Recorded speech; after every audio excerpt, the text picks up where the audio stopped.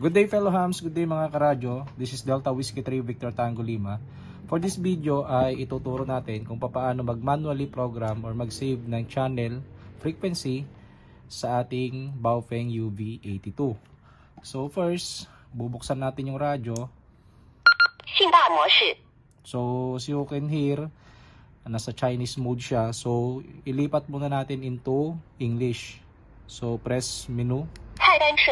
Hanapin natin yung voice.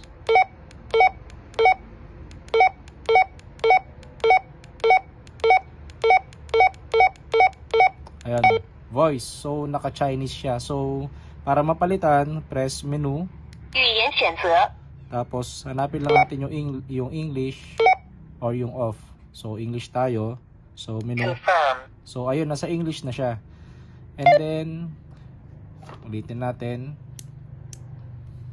Channel mode. So yun, narinig yung mga karadyo, nasa channel mode siya. So tinatanong ng iba bakit hindi ako makapag-set ng frequency sa UV82 ko. So sinasabi nila kahit anong i-press nilang number, anong press nilang number, hindi lumilitaw. Bakit? Kasi nasa channel mode siya. So ulitin natin. Channel mode. Ayun, nasa channel mode siya. So hindi ka talaga makakapag-program or makakapag-save manually ng frequencies channel mode kasi nga wala siya sa VFO mode. Ayan. So para mailipat natin siya sa frequency mode, kailangan i-off muna natin yung radyo. Then press menu, hold, and open. Frequency mode. Ayun, narinig nyo mga karadyo, nasa frequency mode na siya. So dito sa frequency mode, pwede na tayo mag-set ng frequency na isi-save natin sa kanyang channel. So let's say simplex 1, 4, 5, 4, 6, 0. So simplex lang tayo. Papansinin ninyo, walang lumilitaw na tone or PL tone, walang CTCSS or DCS tone. So dahil simplex nga lang tayo. So makikita natin to dun sa menu, selection number 11.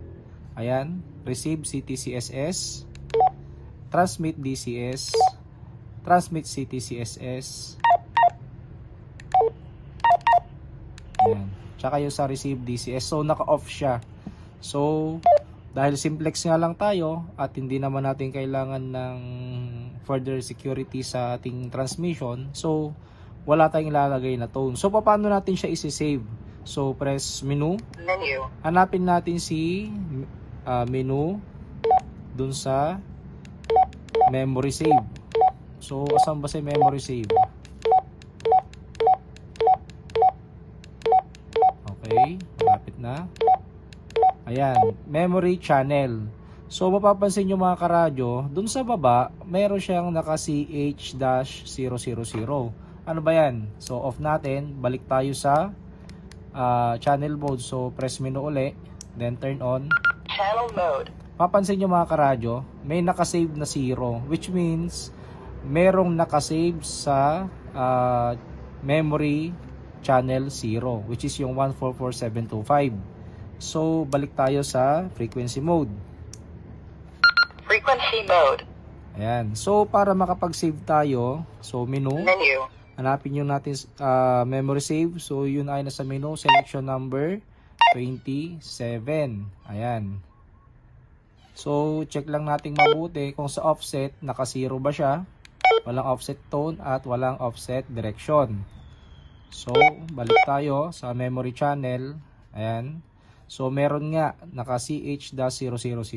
So mga karadyo, kapag napansin ninyong ganyan yung nasa saving menu, which it means may nakasave doon sa channel 000. So memory channel. Press menu natin, ulitin ko. Menu. Andito tayo sa selection, menu number 27. So press menu ulit. Memory channel. Maririnig nyo memory channel. So saan tayo magsisave? Doon sa bakante. Saan ba yung bakante? Ito. Napansin nyo mga karadyo, nawala yung CH. Doon sa 001, 002, so on and so on, walang CH number na nakalagay, which is available. It means available yung channel number 1. So paano ba tayo magsisave? So punta tayo kay 001. Ayan. So, para i-save natin, press ulit yung menu. Receiving memory. So, receiving memory na siya, which means nakasave na sa channel 1 yung inilagay natin na 145.460 MHz. So, off natin yung radyo, press menu uli. Channel mode. Nasa channel mode. Ayan mga karadyo, napansin niyo, nandun na siya sa channel number 1, si 145.460. 0. So, sa channel 0, nandun din. So, paano naman tayo maglalagay ng para sa duplex? Yung merong offset or pwedeng crossband at meron siyang CTCSS tone or PL tone. So, off muna natin yung radyo. Press menu uli. And open. Frequency mode. So, nasa frequency mode tayo ngayon. So, sabihin natin si 145.460, lalagyan natin siya ng Menu. tone. Kunwari, dito tayo sa receiving DCS o receiving CTCS. So, paano tayo maglalagay? So, press menu.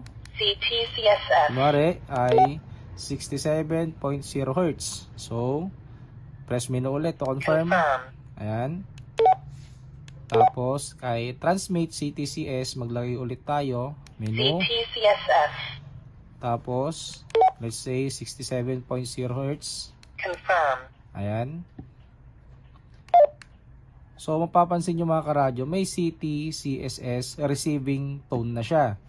So, paano i-save? Ganon pa rin, gaya kanina kung paano tayo magsisave. Hahanapin lang din natin yung menu selection number 27 and then hahanap tayo ng bakanting channel at doon natin isi-save. So, sa duplex naman, paano tayo mag-save ng frequency sa duplex or crossband? So, ganon pa rin. Kung halimbawa may tone siya, lalagyan mo ng tone. Kung siya ay CTCS or DCS sa receive. Kung sa transmit naman, kung siya ay transmit DCS tone or transmit CTCSS tone. So, paano tayo maglalagay ng offset? So, menu tayo, hanapin natin si offset.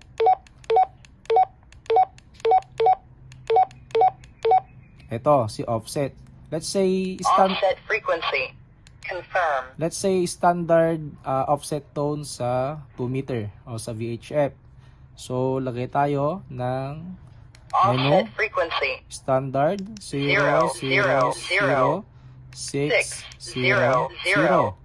Then, to confirm, press menu. Confirm. Ayan. So, magtataka yung iba, bakit po naka-offset na ako pero hindi pa rin nagbabago. Ayan, nasa 145.460 pa rin siya.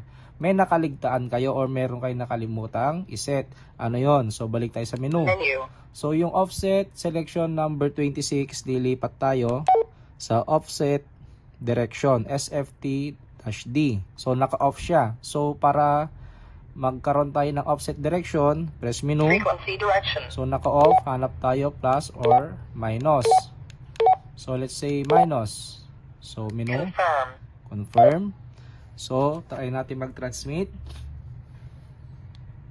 Ayan mga karadyo. So, napansin ninyo, from 145.460, lumipat siya into 144.860. So, nasa duplex mode na tayo. Ganun lang kasimple mga karadyo para mag-set ng offset direction at offset frequency sa duplex mode. So, paano mag-save? Ganun pa rin. Same process lang din siya doon sa ating simplex mode kanina. So, sa crossband, ganun lang din. Same method din. Lalagyan mo lang yung offset. So, para malaman mo yung offset, halimbawa, yung receive tone at transmit tone, magko-compute ka lang. And then, yun lang yung isi-save mo dito. Kunwari, 435.800, tapos yung VHF mo naman is 145.460. Iko-compute mo lang yon, saka mo siya ilalagay sa offset tone. So, ganun lang mga karadyo. So, para balik tayo sa channel mode, off natin, press menu. Channel mode. Channel mode. So, hanapin natin si channel 1, which is yung kanina, 145.460. So, ganun lang siya kasimple mga karadyo.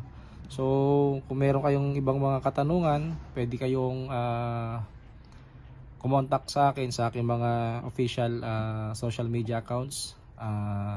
Kuyang Eseng Vlogs, DW3VTL Ham Radio. Pwede rin mag-comment kayo rito sa aking video o kaya sa aking official Facebook account, Alexel Villarde, spell out as ALEXEL Villarde, or Alpha Lima Echo X-ray Echo Lima space Victor India Lima Lima Alpha Romeo Delta Echo. So ganun lang kasimple mga karadyo, at sana may natutunan kayo sa aking video. Paki-support na lang po, paki-share at like and subscribe. Yun lang mga karadyo, 73, mabuhay. Salamat po.